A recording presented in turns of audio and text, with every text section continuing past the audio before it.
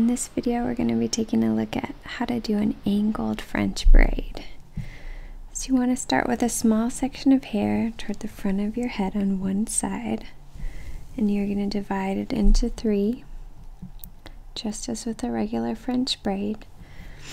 But the difference with an angled French braid is that when you add hair in, you're going to be adding it from below and above instead of the sides.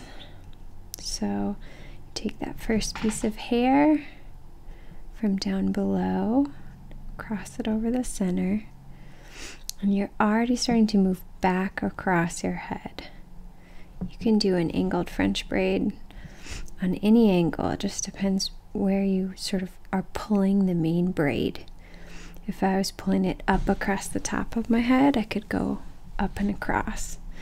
If I pulled it straight across the back, I could do straight across the back. But I'm going to pull it kind of down and at an angle. So I'll add a little hair from below, cross it over the middle,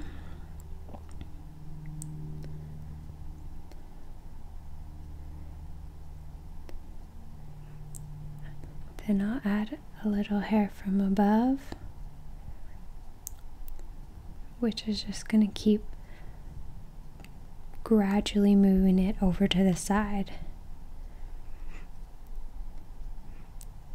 And as long as I pull it tightly in against my head, it's just going to keep going across at the angle that I want.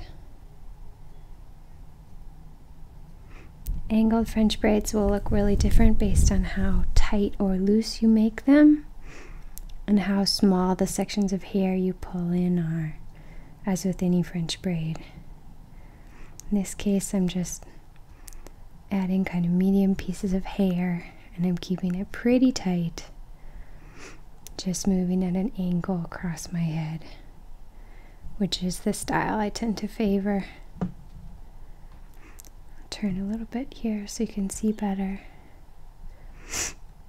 and just keep adding a little bit in, pulling it across. Once you've mastered a French braid, an angled French braid really isn't very different. It's just a matter of where you start and in what direction you're pulling the braid.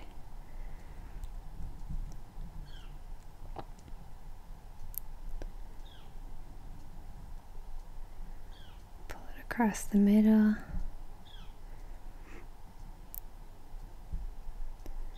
Add from below. Pull it across the middle. You want to be careful not to leave any hair behind down at your scalp line. You want to be getting it all from the bottom as you go across.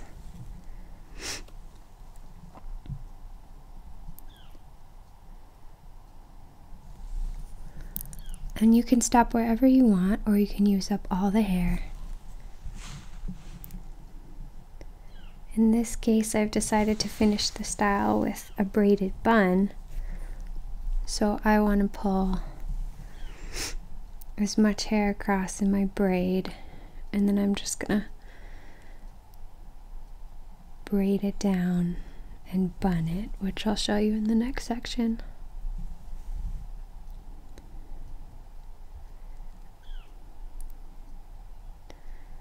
So I braid a little further down just to make sure that the braid is tight.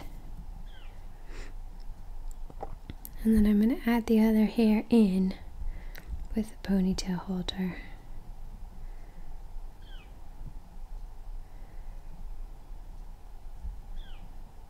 Be sure I get all the hair.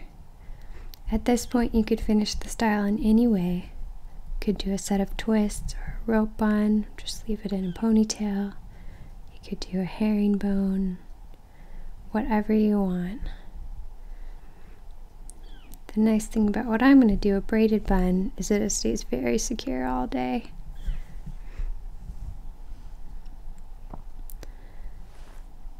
So, to do the braided bun, I'm just going to brush it out.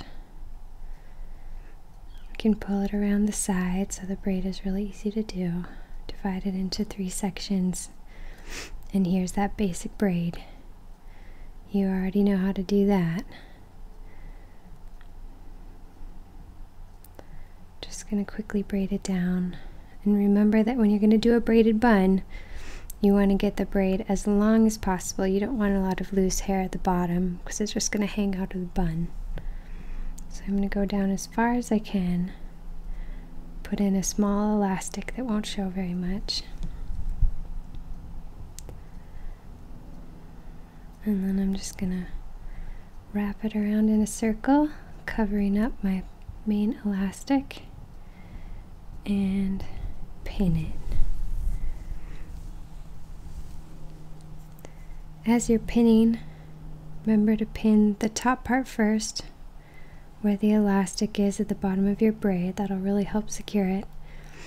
And then pin around at the base of the bun, so your pin comes through both the braid and the hair on your scalp below the braid. That'll hold it in place.